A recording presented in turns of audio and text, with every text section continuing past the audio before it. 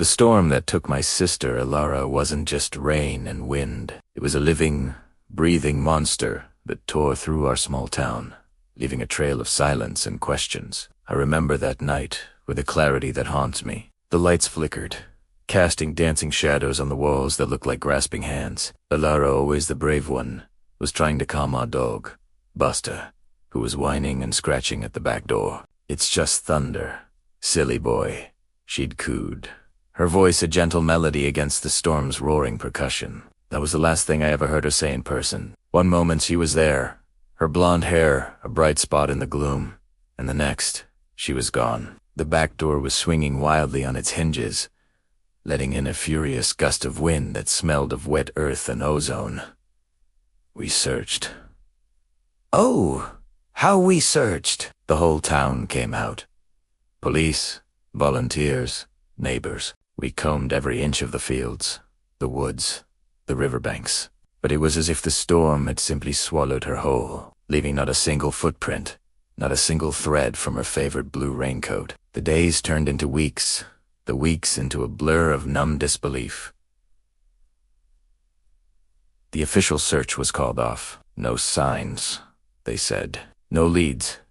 The world moved on, but mine stood still, trapped in that stormy night. The silence in our house became deafening. Her room, untouched, became a shrine I couldn't bear to enter. The quiet was the worst part, until it wasn't quiet anymore. It started about a month after she disappeared. I was lying in bed, staring at the ceiling, when I heard it. A whisper carried on the night breeze, so faint I thought I was imagining it. It sounded like Ilara. It was her voice, calling my name from the fields behind our house. Liam ... Liam. My heart hammered against my ribs. I ran to the window, peering into the darkness, but there was nothing but swaying cornstalks under the moonlight. I told myself it was the wind, my grief playing tricks on me. But it happened again the next night, and the night after that. Liam ... I'm cold ... The voice was clearer this time, filled with a sorrow that chilled me to the bone. Every night, it was the same, a faint, ethereal call from the direction of the old, abandoned well at the edge of Miller's Field, the one we were always told to stay away from as kids. Logic fought with a desperate, burgeoning hope inside me. Was it possible? Could she still be out there? I started my own nightly vigil. Armed with a heavy-duty flashlight and a heart full of dread and hope, I'd walk the perimeter of the fields. The air would grow heavy, the crickets would fall silent, and then I'd hear it. Liam ...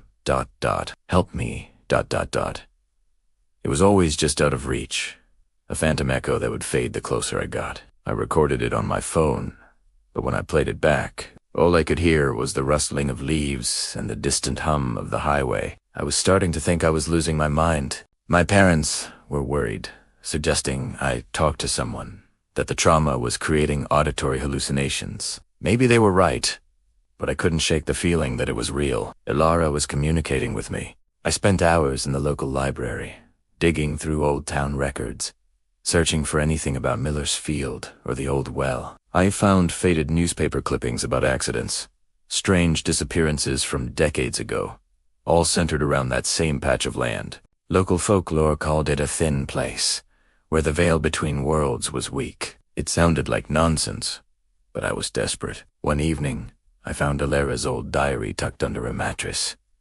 Her last entry was from the day of the storm. She wrote about a dream she'd have been having. A recurring dream about a voice calling to her from the well, promising to show her the stars beneath the earth. She thought it was beautiful, not scary. She wrote, "I feel like it's connected to me, like it's been waiting for me."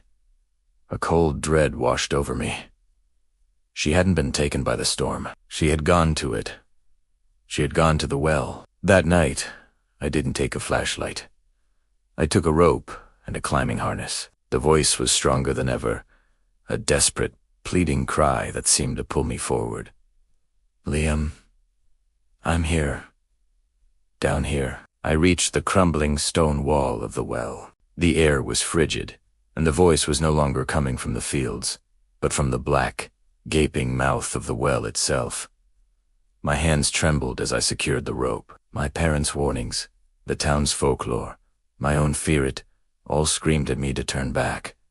But Alara's voice screamed louder. I lowered myself into the darkness. The stone walls were slick with moss, and the air grew colder and damper with every foot I descended. Then, my feet touched something solid. Not water, but a dry, earthy floor. I turned on my phone's flashlight. It wasn't a well. It was the entrance to a tunnel, a narrow passage leading away into the earth. And from the depths of that passage, I saw a faint, flickering light. My heart was a drum against my ribs as I walked toward the light, my sister's name on my lips.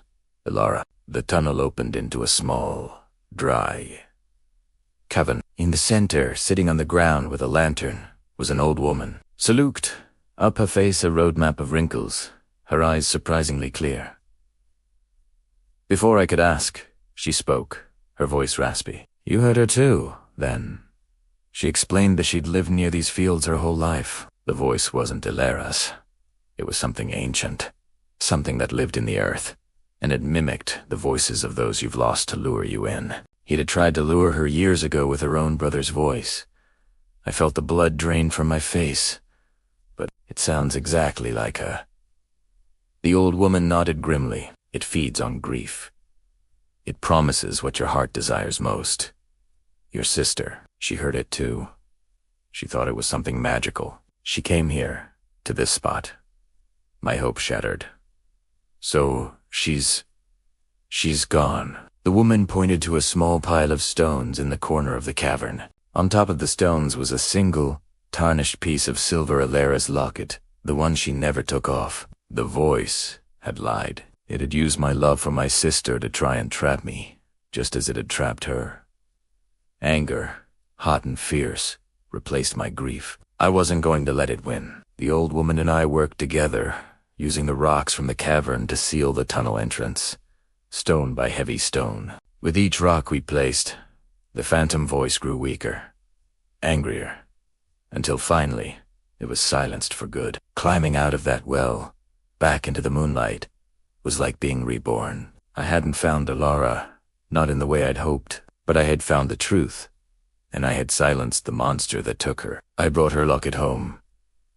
Now, the nights are quiet again. The true, peaceful, quiet. The fields are just fields. Her voice is no longer a haunting echo in the dark, but a warm memory in my heart. I miss her every single day, but I find comfort in knowing her spirit is finally at peace, and so is mine. Thank you so much for listening to my story. It's important to share our experiences, even the difficult ones. If you connected with this story, please consider liking this video and subscribing for more. Stay safe out there, and always cherish the ones you love.